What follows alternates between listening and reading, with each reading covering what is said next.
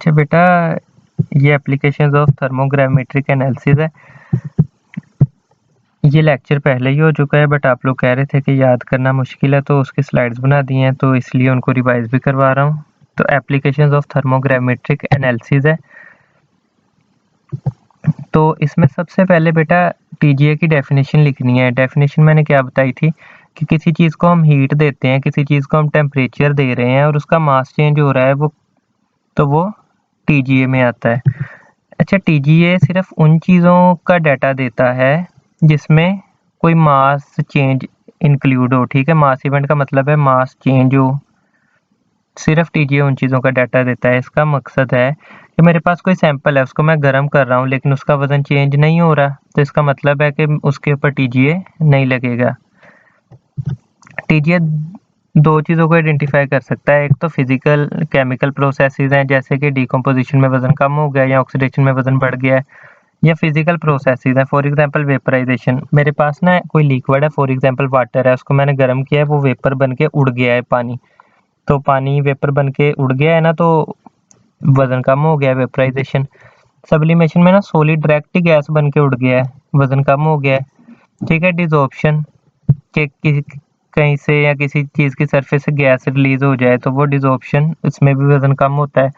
तो ये TGA detect कर सकता है। ठीक है, अब जो है ना कॉम्पोजिशनल, जो पहली डेफिनेशन है ना टीजीए की, वो कौन सी है? Compositional analysis.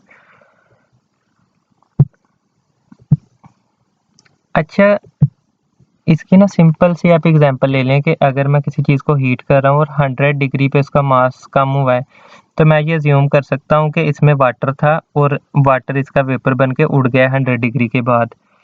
ठीक है, मतलब मुझे टेम्परेचर से आइडिया हो जाता है कि कौन सी चीज़ होनी चाहिए थी जो इस पॉइंट पे जिसकी वजह से वज़न चेंज हुआ है। तो TGA helps us know what components are present in sample. मतलब हमें पता लग जाता है कि सैंपल में कौन से कंपोनेंट है by showing how much mass is lost eight which temperature, कि कितना मास किस टेम्परेचर पे लॉस हुआ है। फॉर एग्जांपल 100 डिग्री पे मास लॉस हुआ है 100 डिग्री के बाद, तो वो बहुत ज़्यादा चांस है कि वो वाटर वेपर उड़ने की वजह से हुआ है। तो इसकी मदद से, अच्छा, ये उन मिक्सचर्स या उन सैंपल के लिए भी यूज़ हो जाता है जिसमें डिफरेंट कंपोनेंट्स हों, क्योंकि ये तो हर किसी का मास चेंज बता सकता है ना, कि अगर पहले वाटर उड़ा है तो ये बता देगा कि 100 डिग्री पे मास चेंज हुआ है, उसके बाद कोई 200 डिग्री पे मास चेंज हुआ है, वो भी टीजीए बता देगा। तो ये उनके लिए भी यूज़ हो सकता है, मिक्सचर्स के लिए जिसमें डिफरेंट कंपोनेंट्स हों। इसकी एक एग्जांपल ले लें कि आप कह लें कि मिक्सचर है, इसमें पॉली इथाइलिन भी है और कार्बन ब्लैक भी है। आपको नहीं पता कि कितनी पॉली इथाइलिन है और कितनी कार्बन ब्लैक है।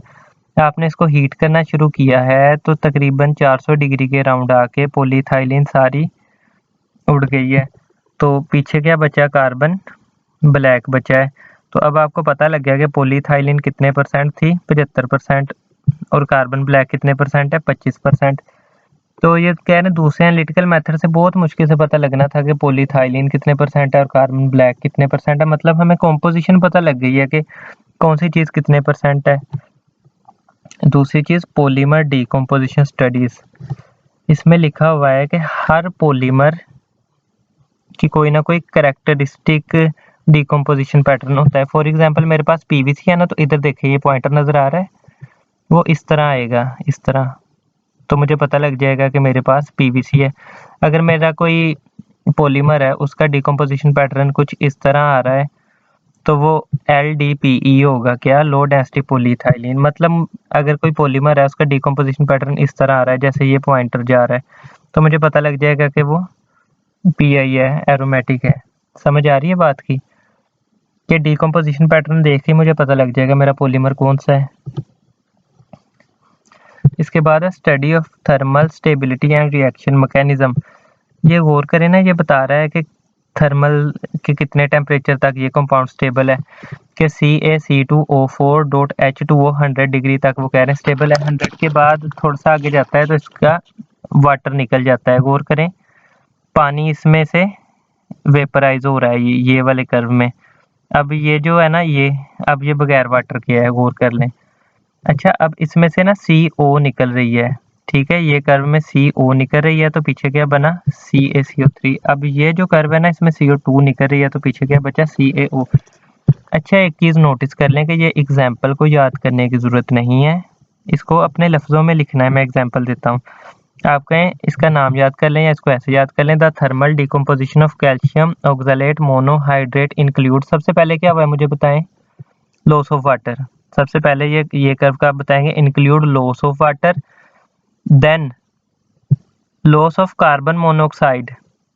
इस कर्व का आप लॉस ऑफ कार्बन मोनोऑक्साइड भी लिख सकते हैं या फिर फॉर्मेशन ऑफ CaCO3 भी लिख सकते हैं। Then loss of carbon dioxide भी लिख सकते हैं ये वाली कर्व का, या फॉर्मेशन ऑफ CO भी लिख सकते हैं, मतलब अपने लफ्जों में लिख सकते हैं। इसके बाद है quantitative analysis of metal ion mixture. इसमें ना हमारे पास ना ये M की जगह ना 3 एलिमेंट्स थे, कैल्शियम, 3 मेटल थे, कैल्शियम, स्ट्रोंशियम और बेरियम। तो इनका हमें पता लगा था कि ये कौन सा कितना है। अच्छा, सबसे पहले ना M की जगह कैल्शियम, बेरियम और स्ट्रोंशियम है, ठीक है। अब ये वाला जो है ना, ये वाला, ये गौर करें, ये जो पहली कर्व है ना, ये इसमें ना ये जहाँ पर पॉइंटर है ना, इसके साथ वाटर है, तो इसका वाटर निकला था, मतलब इसका वाटर निकला है, तो ये वाली कर्व बनी है। अब दूसरी कर्व में, ये वाली कर्व में पता है क्या हुआ है? ये देखें, ये था ना, तो इसमें कार्बन मोनोऑक्साइड निकली है। अब ये वाली कर्व में कैल्शियम वाला जो कंपाउंड था ना, कैल्शियम वाला मेटल, उसमें से कार्बन डाइऑक्साइड निकली, तो ये वाली कर्व बनी है। और ये वाली कर्व में SR वाला जो है, स्ट्रोंशियम वाला जो है, उसमें से कार्बन डाइऑक्साइड निकली है, ठीक है। अच्छा, इसके बाद इसकी रीडिंग करवा देता हूँ।